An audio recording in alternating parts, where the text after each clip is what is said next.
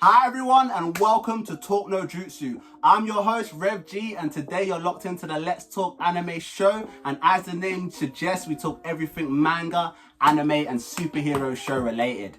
Today's episode is a look at the whole reboot and reshuffle of the DCEU led by James Gunn. We're going to be talking about the overview of it, the pros, the cons, and most importantly, who in the old cast deserved to stay and who should have got axed.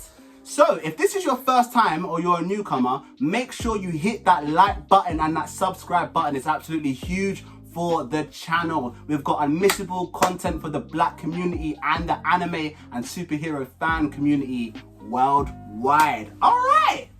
Alright, without further ado, we've got a debut today. A debut for none other than a big player here, Mr. Endo, man. Come on. Welcome to the team, G. Man like Rev. Endo for weeks. Yeah. So Endo, Outside. how do you feel about being part of the Talk-No-Jutsu family now? Bro. Yeah? You excited? Number one, Yeah? for me it's a pleasure. Do you know what I mean? Pleasure to have Working you. with my people, creating amazing content with my people. As we do. Being passionate about, you know, talking about my passions. Yes. My passions are Yeah. why they've done this to the DC. Yeah? We'll get into it. I can tell you're a DC fanboy. Yeah. I'm a Marvel You know boy, what? but I can tell No, you're a no, DC fanboy. For me, Yeah? For me, when it comes to comic books, Mm. my personally DC is beyond measure. Yeah. Like I'm Yeah. sorry, they are beyond measure. There's gonna be some comment hates for Yeah, you. I there want my will be, Marvel there fans will out be. here defending. But Marvel, Yeah. Marvel, bro, they're outside of sort. Like I love them. I honestly love them both. People say you have to choose, but I don't think in the world of greatness, you can choose between two great things. Two things can be right at the same time, as well as being wrong at the same time. Fam, So, I think you just pick your stories. But anyway, with that, let's actually head into there. So, like, you heard the news. What was you thinking when you heard that James Gunn just come here and just said, you know what, done all of this, we're moving on to a new direction, everything's deleted. What did you think? Yeah. To be honest, and obviously it depends on the direction that he takes it in. I personally think it is probably a very, very good move. And I'll give you my reasons why. I can only count on one hand the DC cinematic universe films that are actually worth anybody's time.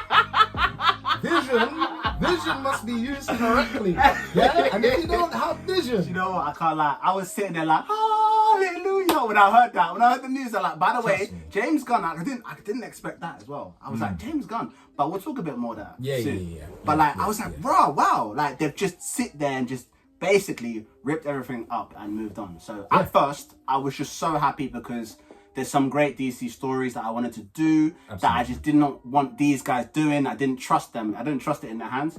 But then I started to lament a bit because I started thinking about some stuff that's going to be lost that I really would have wished that wasn't. And we'll talk about that as well. Some characters, some casts that had to get shot in the head, and I like them. Bro, 100%. But then again, before we get to the cast, what do you think about James Gunn being the guy that actually heads it? I think in terms of his history, and clearly he is a lover of not necessarily just comic books, but fiction as a whole. And I feel like you have to have an imagination if you're gonna step into this space. Like you really have to have, and I think he has it. I like obviously it's very difficult for me to talk about something that is yet to be seen, but from what he's done already, Guardians, fam. The Guardians trilogy is clean, cuz Guardians 1 is lit. Guardians 2 is good. It's good. And Guardians 3, bruv, that was a heart wrencher. Yeah, I heard a lot of people were catching their feelings, cuz. Bruv, Rocket, don't do it. Rocket went through, listen. He went through the mill. I like that the continuity, he's a person that likes to stick to the, he likes canon. Right, and I'm not saying like Guardians 3 was exactly canon because at the end of the day it's a film. But those things that happened to Rocket, like in terms of the canon, in terms of the comic book, happened to Rocket. So a lot of I remember when Guardians dropped, a lot of fans really appreciated that move, and it was kind of needed. Yeah, like I mean, the MCU was in tatters at that point. Oh, they needed the bro, W. they needed the I remember W. they were dying for W, and James Gunn, because he'd already signed the contract, but he was like, "There you go, bam." And I think that they was gonna kick him out. They was gonna kick him out. Imagine if they kicked him out, like they would have. Bro, it's not Marvel, it's Disney. That's another conversation. That's another conversation. That's another conversation. So just real quick, yeah. So James Gunn, do you think he's got what it takes to be the Kevin Feige though? It's one thing being a great director, and it's another thing being like that, the figure front that's got to stitch all of this universe together with, as you said, continuity. Absolutely. I personally think he does have it. Yeah. I think what he's going to be able to add, like, because touching on Guardians 3 as an example again, what he's going to be able to add is a high level of emotion to the DC cinematic universe. And obviously we know, if we're looking at like Justice League, for example, with the Snyder Cut, I would love, you know what I'm about to say, that collaboration. Yeah. That's disgusting. Like, are you all right? Gunn and Snyder. Nah, it would be insane. Yeah. Like let's be real. So I have high hopes, but based on what we've seen, like from Gunn, fantastic. Based on what exists, he's got a lot of work to do. Got a lot of work to do. But I was happy when he said that we have a 10-year plan like Marvel. When he came out and said that straight away. Because my biggest critique with DC, and we will have an entire episode on that and the whole Snyderverse. Yeah. But the biggest problem is that you're playing catch up and you're trying to play it too quick, and you're not sitting there and you're taking your time and you're going, this is the direction we're going to go, and we're going to take our sweet time getting there, you know. And that's what Marvel always did. They were all about continuity and just taking their time to get there so that things are built nicely, basically, you know. And I just feel like DCU was rushed. The thing is, although on some levels I do agree with you, but I feel like if we're doing that very brief comparison, very brief comparison, Marvel took time and didn't use it wisely. What? That's no. I'm not. Yeah, in terms of all the way up to no. Hey, how did you hold my beer? Let me finish. Yeah, all the way up to like when they started releasing the proper series. I'm not talking about like Iron Fist or Luke Cage. I'm talking about the series that have been dropping. Oh, this yeah. year. From then, they've been struggling. Bro. Yeah. Let's be real. I'm not talking about then. I'm not talking about phase Oh, 4. you're talking about I'm talking about phase 1, 2, and 3. Because yeah. phase 1, 2, and 3 is when DCU were playing catch up. Fine. Yeah, sorry. I thought you were talking about. You're lucky you're gonna get this. I thought you were talking about the present. I was like, nah, not present. Nah. Phase 1, 2, and 3, flawless victory, fam. Yeah, flawless victory. Fantastic, 100%. fantastic. But okay. Now moving back to the first part, which is we're gonna look at like the pros of this whole decision. So, what is one of the things you think is a benefit that they've just decided to reboot the whole entire universe? I actually think the benefit, and for me, I'll give a little bit of context. So for me, thinking about the entire DC universe, truly, and don't hate me, there's only 2 films. There's only 2 films. Yeah. That I truly, aside from the Batmans, because standalone they can just stand alone. But yeah, that's not doesn't count. That yeah. But the for me, there's only 2 films that are amazing from the DC universe. One, which everyone agrees with, the Justice League Snyder Cut. It's the lot. Oh my god, you love it. That's what it needed. Yeah. The first Justice League was trash. You know what? But I can't lie. I like Justice League. It's not the best film, but I liked Justice League. I watched it twice in the cinema. I enjoyed my time. The 4-hour masterpiece that you were given. After. Masterpiece. It was a masterpiece for DC.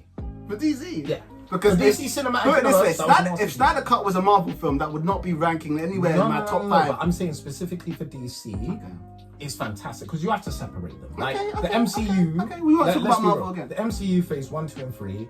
There's no point in even creating DC films if you're going to compare them. There's just don't do it. But in the DC universe on its own, the Snyder Cut for Justice League, and personally, look. A lot of people want to hate on it, but I heard it's got problems, cuz. I heard it's got problems up in here, G. Man of Steel. Man of Steel was a good film. Fantastic. Man of Steel was a good film. It was a good film. Fantastic. There's no denying, Man of Steel was a good film. The storyline, everything. The only problem for Man of Steel for me is that I thought it wasn't as good when I saw it, just because it came out the same year Winter Soldier came out. And I keep doing this comparison with Marvel, and we're not supposed to do that, but it matters. There's context to it. Because I literally just watched Winter Soldier, and I was like, fam, wow. And then I saw Man of Steel, and I'm like, it's good, but it's just not like. It's just not like. But no more talking about Marvel. Man of Steel on its own is a really good film. Fantastic. In my opinion. Henry Cavill. I know. We're gonna talk about it. We're gonna get there. We're gonna get there. To answer your question, I genuinely think that there is, let's say a space, a very clear, transparent space for development, because everything else, all the other films, respectfully, wasn't that great. Were just rubbish. I mean, people try to rate. Sorry to cut you. People tried to rate. Superman versus Batman. I feel like people try to rate it. They try to look for the good moments. I've got too much to talk about for BBS to put it in this episode. Yeah, I've got too much, and it's not even all bad. It's not even all bad. But there's it's a 5.5 out of 10 film. You know what? Yeah, for just certain scenes, I'll give it a 6. But just for certain scenes, I'll give it a 6. Certain scenes were cold. But anyway, for me, one of the main things I have to say was that there's just no baggage, because I always was like, but they can fix the DCU. If they did this, they did that, they did this. But then the more I looked at it, and the more I looked at certain cast decisions that they've made, that we will talk about real soon, and certain plots that they've made, and certain things they've done, like, I look at it and I'm like, there's just baggage here. You know, you've killed off Superman in his second film. You tried to do Death of Superman in his second film. I'm like, what the hell's going on here? And I'm just like, we do just need to restart with this thing, so that we can actually start doing the DCU properly and doing it justice. Yeah, and I mean, the reason it makes sense is, and a really good example of this, if you look at the animated DC films, like I realized only the other day, Superman's died and come back animated bare times. Yeah. Bare times. Well, not bare, but more than twice. Do you know what I mean? Because you have Superman Returns, you have the Doomsday. Do you know what I mean? Like, 2 different times where Superman just and then return, right? So the ability to do that with the new DC cinematic universe, it is there. You actually, even though there was so many kind of, I don't want to call them failures, they weren't failures, they tried a thing, and on some level it was successful on some level. But they now, especially due to the new 52, you now have a multitude of pockets to pick from of how you can rebuild. There's so much you can do. Universe. But that's what I love, because they can just start again and go, this is what we're going to do. Exactly. And there's another big problem for me that I'm so happy about. One of the big pros of this, Go on. I was not happy that Green Lantern was just not in any of this. I was one of those people going, no, fam. You're in the 7, fam. How is Green Lantern not there, fam? What's going on here? Because I was one of those people that was not happy about that. That's why when they heard that. Did you hear what Ryan Reynolds said? What did he say? About being Green Lantern? Nah, what did he say? I bet he mocked it. He mocked it. I bet he mocked it. He mocked it. What did he say? Because he clearly is a comic book guy. Yeah. Very clearly. He was a good caster. And he really wanted to be. He was a good caster. Hal Jordan. And it makes sense. Yeah, he's a good cast. But the film you gave me. I didn't watch it, but I heard Sinestro was cold. But Sinestro was cold. That was the only thing that was good about that film. and the beginning scene, which a lot of people will remember if they've seen Green Lantern, of course, is when he was doing all the pilot stuff, and then he met, I should know his name, the guy, the first alien. Thank you, Abin said I gave him the ring when he died. That whole scene with the jets and the good, very very clean. But the rest of the film post that, as soon as you put on the ring, basically, it was done. Dead. It was done. It was dead. But look, fam, Green Lantern's here now. That's what I love. Because rebooted it, and I'm like, we can actually just do a Green Lantern. Yeah. And I'm just happy. And I wanted it to be Hal, but like a lot of people were saying it should be John. And I'm like, But you know what? Just give me a Green Lantern. I'll even take John. I'll take them both. I'll be happy. I'll take. Who's playing? Is that? We'll maybe get into it, but off the top of your head, who should play Jon Stewart if it is Jon Stewart? Do you know what? It's done. They can't do the person I want because they've already casted them in the DCEU. No, but I'm saying your opinion. Fam, for me, Idris Elba. My God, you that guy! My G! For me, I didn't even know that. Listen. We did not plan that. That was not planned. That was, Idris Elba all day should be John. Listen, yeah. And my thing, is pretty much just aesthetics. as just aesthetics, because my guy has Heimdall with the little contacts. Yeah. He was looking cold. He was looking cold. With the little green contacts, and he was, don't. He would be cool. So cool. Idris Elba is the guy that should play it. Bruv, And that would be a fantastic. 100% play John Stewart. Like the whole, even in the animated, I feel like in the animated Justice League Unlimited, fam, I swear they got the same voice. Yeah. That guy's voice was amazing, though, fam. He had this proper voice. That guy's voice was amazing. But we getting Green Lantern. Yeah. I'll say another pro that I would say from this is that the timing. Timing is also very important. And right now, Marvel is on its knees, man. It's on its absolute Very knees. much so. This is the time for DC to come in and be like, boom. I'm taking over. And take over. Yeah. It's the time when Marvel was strong and in their phase. Like as I said before, as I just said, you make a Man of Steel film, which is a good film, but I've just watched Winter Soldier, so I'm not even rating Man of Steel like how I should rate it, fam. You release Batman v Superman, then a month later they release Civil War. It's like the competition is so high. Too much, and they really thought they could you bring couldn't, it, cuz. and it was just you like just couldn't. Like they were just doing too much. Like you had to make greatness to compete with them. Yeah. Now you don't. DC doesn't need to make greatness. Just make a half decent film, and we'll love it compared to what we're seeing with Marvel, fam. That's why timing is perfect for them right now. It's their time. Absolutely. Yeah. I couldn't agree more. I think there's an opportunity for them to, but do you know what it is? It really, the only thing that matters, and ultimately it's why Marvel's kind of in the bin at the moment.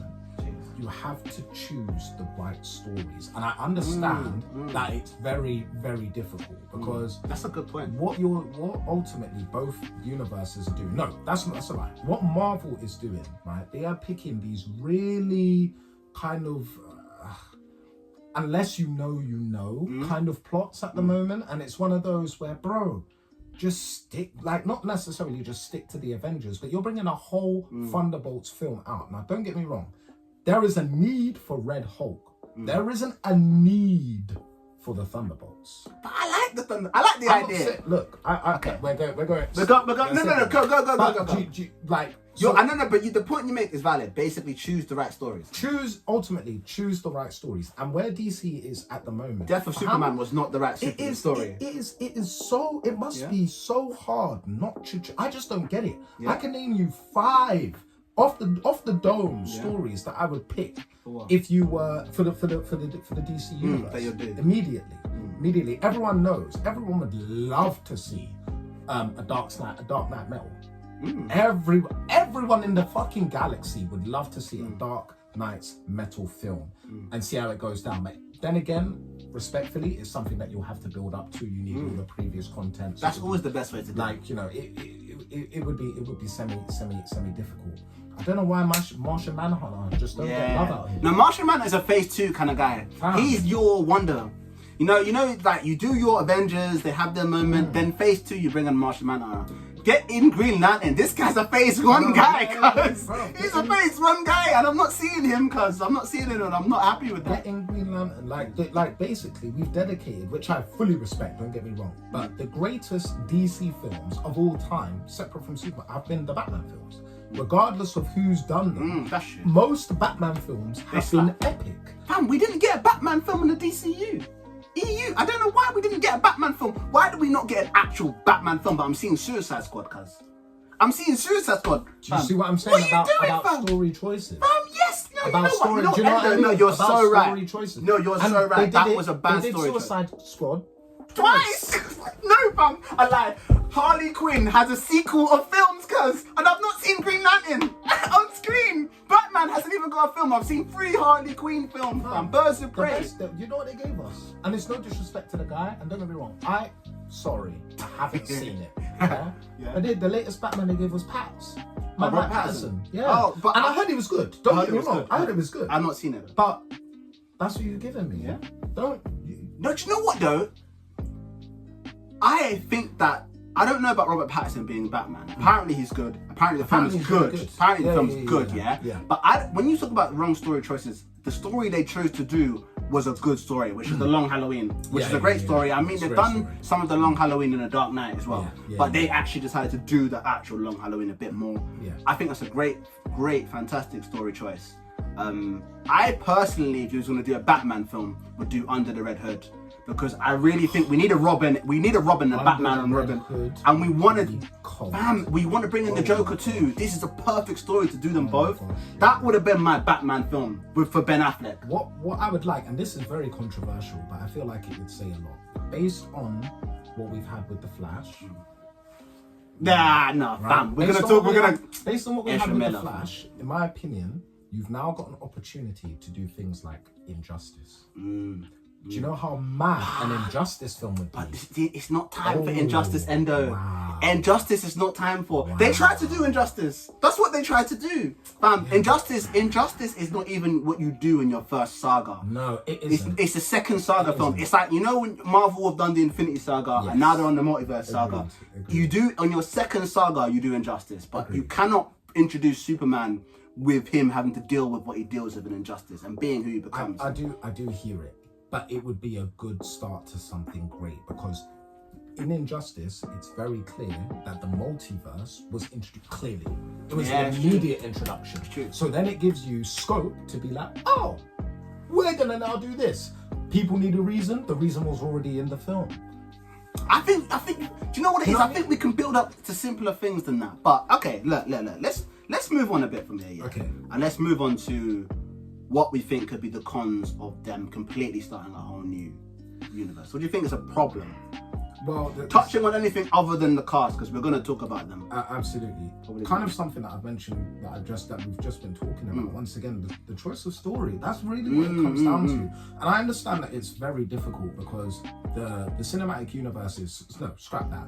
The comic book universes of both Marvel and DC, specifically focusing on DC for this episode, like, they're so vast, bro. There's so much to platform. Are you talking? So how's this a downside? Are you talking? Well, what if you choose the wrong ones? Because it's not that there are necessarily bad stories in the DC universe, but how are they gonna translate into the cinematic universe correctly? But I think that's more positive, because I look at the DCEU and I'm like, you basically didn't choose any good stories. You barely choose any. I mean, you did do like Death of Superman, which is a good story. Yeah. But you did Zod. But I'm like, you barely touched on most of Wonder Woman's stories. You've got like the whole of Batman's got so many stories you could have touched on. Absolutely.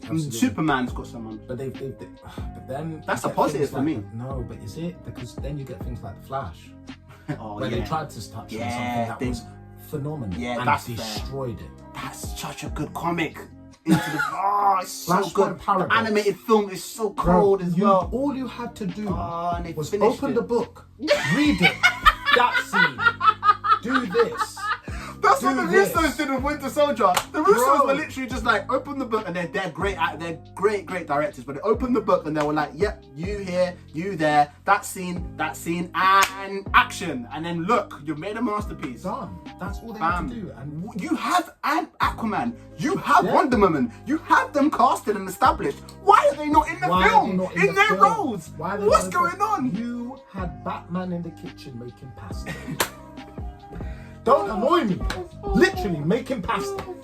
Yeah? Oh, man, talking to man like Ezra, talking about speaking to Karts, and Karts was supposed to be on this episode, by the way, but we will be catching up with him later. Karts, I remember Karts sitting there going, look, DC needs to reboot, but it's just such a shame they had to use such a phenomenal story to sacrifice it to do so, man. Exactly. It's such a shame. And it shouldn't have been that way. It shouldn't. But look, the way I see it is there's so many other great stories. Yeah, exactly. So the paradox is taking place. Yeah, we're doing cool. Let's move forward. Let's go now. I'm ready for that. For me, when I look at potential issues for rebooting, I look at the general audience, which is like my older brother. Now, I say my older brother a lot. I've got many older brothers. This one I'm talking about specifically is someone who he's into comics, but he doesn't read them properly. So he will go and watch a Marvel and a DC film. He likes that, but he would see a whole reboot and not even understand what it is.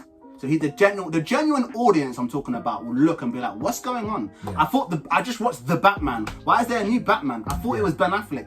Why is there a new Superman? What's going on here? And they'll be like, I thought we were doing that plot and this plot. And you just get a whole kerfuffle of confusion because there's not continuity. There's no continuity. I agree with you. I think that will be the issue for the general fan, because I guess one of the challenges about pulling from stories not even in just comic books, in anything, is you either please the people that have read the books or you don't. Those are your two options. It's very black and white. It is very black and white. There's only a few situations where people have been like, okay, that's fine. And I'm so sorry. I know this is about DC, so I apologize sincerely. But a good example of that was the One Piece live action. Oh, we're gonna do an episode on that. Like, I'm not gonna lie. Who didn't like it? Go. Yeah. Who didn't like it? I'm not saying you didn't have to love it, but did you like it? What's funny enough, the same brother I'm talking about, he doesn't watch anime at all. At all. There you go. Gave me an Alexa the other day, sent me a message, and I was like, what? And he was like, Rora Zoro. I was like, what the hell? This is like a proper strictly, I'm not into anime, I only watch Breaking Bad and this kind. And fam, he's there bringing the new audience in. There you go. It's a masterpiece. So that is one of the, to answer your question again, that's one of the major challenges is whose appetite are you going to fill? Ultimately, because it's going to be, especially for comic books, because people are so, to use a word, inner with comic books, it's so hard to get right. So I imagine it's going to be, it sounds incredible. The reboot, I'm so excited for it, but I'm a comic book fan. Yeah. Like, for everyone else, the question is, do they care? For me, what I see, what you do, and the Russos are so good at it, is for one, you pick the right stories like what you said, and you do an adaptation of it where you can split that into your 3-act story structure and do a proper film, but there are loads of moments you look at, like Civil War. It's a great example. The Civil War in the film isn't the Civil War in the comics, but if you've read the comics, you see certain moments and you're like, I see, that's even a line straight from Civil War. That's a shot straight from Civil War. It has, and in the end of that film, it's a different film, but it gives the feeling you get at the end that you got in Civil War. It's the same metaphor, same story in the end. It's just adapted in a different way. Absolutely. And using that example again, the reason why... We're talking more about Marvel. This is just Marvel. But it's to give you have to do it. You have to do it. Because Marvel's done it right. These DC fanboys are sitting there hating like... Damn you, Marvel! But Marvel did it right. Like, ultimately, all the comic book fans, using your example, that know about Civil War, they knew why the X-Men weren't in it. Exactly. They knew immediately. They were like, wait. Initially, they were like, oh, where's such and such and such? Storm, whoever, right? And then they were like, oh, politics. That's genuinely not their fault. Well, to be honest, the X-Men weren't in it because Marvel didn't have the rights at that time. They didn't have the rights. But the whole point is there. The point is, I don't think there's anyone who, like me, huge Civil War fanboy, loved that comic, was reading it comic by comic as it was coming out when I was in school. And I was watching that film and not one moment did I think, damn it, I wish they'd just done that. Literally, I was just like, this is a new adventure. This is a new 616 universe. This is their version and I'm getting the same story. I'm getting the same conclusions, the same feeling, same emotions. Absolutely. So that answers the question. I did get gassed though when I saw that scene when Iron Man shot the shield. And I was like, I remember reading that comic, I was like, jeez. I was going nuts. Absolutely. But but that's ultimately just what they have to be aware of.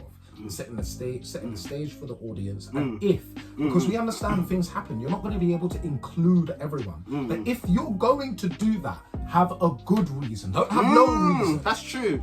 Don't have no reason. We had to not do this because we had to do this. Exactly. And it was a good reason. It was a good reason. Do you know what I mean? True. Like for instance, when they did Infinity War, and they were like, we're not including Death because she's gonna mess with them story like this, and we want to take Thanos here. We want his reason to be this. And it worked. Infinity War had me going wild, guys. See, all of us going wild. That episode is going to be fantastic. You know talk about that. All the DC fans watching this are just they're mad. Bet money they're all the dislikes. Bet money. No, unsubscribe. You know what? He's the DC fanboy. Yeah. But I feel it. No, but it's the truth because the reason why is because they do have a parallel, and you have to talk about. The only way to give a good example of what they're doing wrong is to give a good example of who's done it right. Exactly. It's very true. Very true. One thing I would say as well is probably a downside, probably the last downside I can think of them rebooting. Do you think there might be a bit of a DC fatigue? Like, fool me once, shame on you. Fool me twice, shame on me. Like, and I say that because my brother is like that. One of my older brothers is just like, I'm done with DC now. He was one of those guys who would watch all of the films that they came out, but after Suicide Squad, and then after he liked Wonder Woman, then Justice League he was okay with, then after all the stuff that came out after, he was just like, well, I'm out. I feel like I have no time for them. I feel like that will ultimately come down not necessarily to the motion picture, because the main thing about any film is you have to have a good method of attracting people to watch it, usually through a trailer, right? Okay. They have to get that right. Their trailers have always been good though. Batman v Superman trailer slapped. It slapped, I thought this was going to be an epic of epic proportions, cuz. It was better than Civil War's trailer. This is my thing. Keep that. Yeah, that's what you keep that, right? And I think no, but it's not fooling people anymore though. No. Yeah. But that's the thing. If people kept, because there are once again, there's two audiences: comic book audience and people that just care about film, right? The two have a very clear relationship, and it's who's in it, comic wise, and the same thing is shared. Who's doing it? Who's creating it? Do you know what I mean? As you touched on James Gunn, when people hear that name, they're gonna be like, "What is your catalog?" Oh, Guardians. You've done that. Yeah. Okay. Guardians will get a lot. Do you know what? I'm gonna give it one more chance. I think that's how people will react because of. I don't think trailers is getting people no more. No, I don't necessarily think trailers, but I think from the people who generally watch film, they'll look at the direction, the production, and be like, "No way! Okay, I'm in now. I'm gonna go." And if it flops, yeah, that's it. But I'm last chance now I'm saloon, done. cuz. Last You man chance better saloon. get this right, cuz. I can't lie. It's You last man chance get saloon. this right, cuz. Because I agree with you. You can only there's only so much a person can take. But when you introduce something new, right, you have to try it. It's like I'm trying to think of an analogy. It's like when someone tells you, "Oh, so and so's got a new flavor of this, but you don't rate the original flavor." Try it. That's all you have to do is try it. And if you don't like it, you don't have to come back. 10 years. 10 years this is supposed to be happening, right? So in year one, if you don't like it, okay. But then it's 1 year. Then it's 1 year. Alright everyone, hold the phone. If you like the content and you like what you're seeing, make sure you hit that like button. Why have you not done that already? And hit that subscribe button. It's huge for the channel. That is, yes, someone there doing the little flick of the wrist. Somewhere there. Yeah. So that is it for part 1, but make sure you go nowhere. Part 2, we were going to be discussing the cast choices, the big cast topics. Should Henry Cavill be in it or should he be axed? The question on everyone's lips. Make sure you stay tuned. All right, everybody. I'm Rev G, man. See you all tomorrow. Take it easy.